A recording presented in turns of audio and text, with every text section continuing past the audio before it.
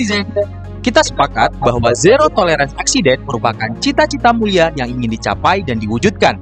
Tidak hanya Pelindo, tetapi juga perusahaan lain pada umumnya.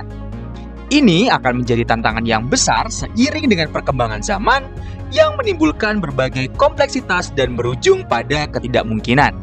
Inilah yang menjadi penyebab munculnya berbagai potensi risiko bahaya di area kerja. Hal ini sesuai dengan pernyataan Stephen Hawking pada awal tahun 2000, di mana tahun-tahun yang kita alami adalah tahun dengan tingkat kompleksitas yang lebih rumit dari generasi sebelumnya. Oleh karena itu, diam saja menunggu kecelakaan terjadi baru ditindak bukanlah lagi zamannya. Perlu adanya langkah proaktif untuk merespon potensi bahaya di area kerja. Namun, hal paling mendasar harus dilakukan, yakni memahami terlebih dahulu dan meluruskan anggapan kita dan cara berpikir kita terhadap safety atau keselamatan. Cara berpikir ini berkembang seiring bertambahnya kompleksitas. Setidaknya terdapat 3 macam paradigma yang telah ada. Safety 1, beranggapan bahwa apa yang dapat salah dan menyebabkan risiko terjadi. Umumnya, identifikasi ditujukan untuk mencari akar permasalahan. Faktor manusia dianggap sebagai kontributor utama dari adanya permasalahan, sehingga paradigma safety tingkat ini merupakan pendekatan reaktif. Safety 2, mulai menganggap bahwa tidak hanya akar permasalahan yang perlu diidentifikasi, tetapi kondisi benar atau normal apa yang harusnya terjadi.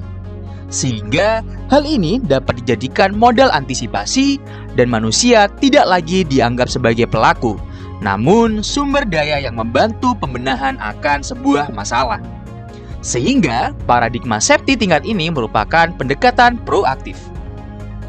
Safety 3 adalah bentuk yang lebih maju dari kedua paradigma sebelumnya, di mana permasalahan diidentifikasi dan diselesaikan menggunakan inovasi, sehingga pekerjaan dapat dijalankan dalam kondisi seoptimal mungkin dan tentunya dengan produktivitas yang sangat tinggi.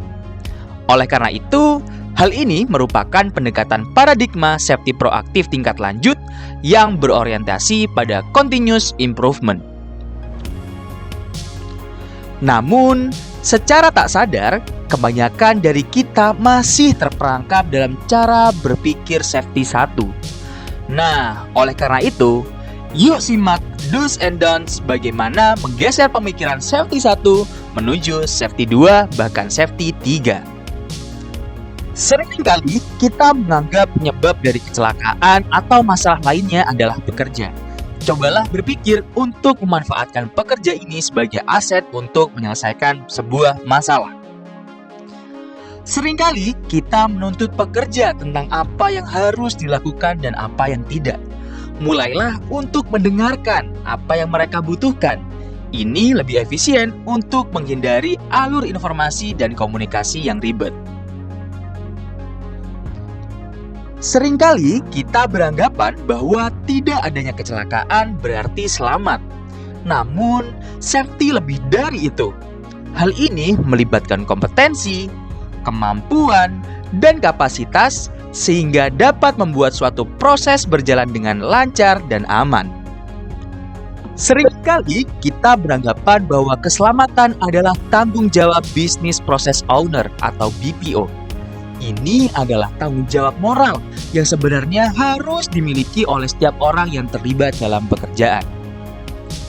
Seringkali kita beranggapan bahwa suatu masalah hanya disebabkan oleh satu penyebab dan mengakibatkan satu dampak. Namun, ketika ditelusuri, sebenarnya banyak faktor yang mempengaruhi masalah untuk muncul, dan dampaknya pun bisa mempengaruhi dampak-dampak lainnya. Seringkali muncul istilah kontrol birokrasi, kendala dan keterbatasan sumber daya jika berbicara safety. Namun, mulailah berpikir untuk bagaimana memberdayakan sumber daya yang dimiliki, mengutilisasi bagaimana peluang keragaman dan kesempatan yang bisa hadir untuk improvement. Dengan melakukan penyesuaian persepsi akan safety, Hal ini akan membangun budaya safety yang kuat, dimulai dari pekerja sebagai entitas utama yang rawan terpapar bahaya. Oleh karena itu, pemaknaan keselamatan tidak lagi ditumbuhkan dari atas, namun mulai dikembangkan dan dibudidayakan dari hierarki organisasi yang paling bawah. Sehingga harapan ketercapaian zero tolerance accident merupakan hal yang tidak mustahil untuk dituju. Pada dasarnya, performa yang hebat bukan dinilai dari ketidakadaannya kesalahan dan error. Namun, lebih dari itu, ini berkaitan tentang sejauh mana kapasitas dapat berkembang dan bagaimana kita bertahan atas ancaman. Sekian untuk video kali ini. Sampai jumpa di video selanjutnya Sobat Safetyzen. Selalu waspada, keselamatan adalah prioritas utama.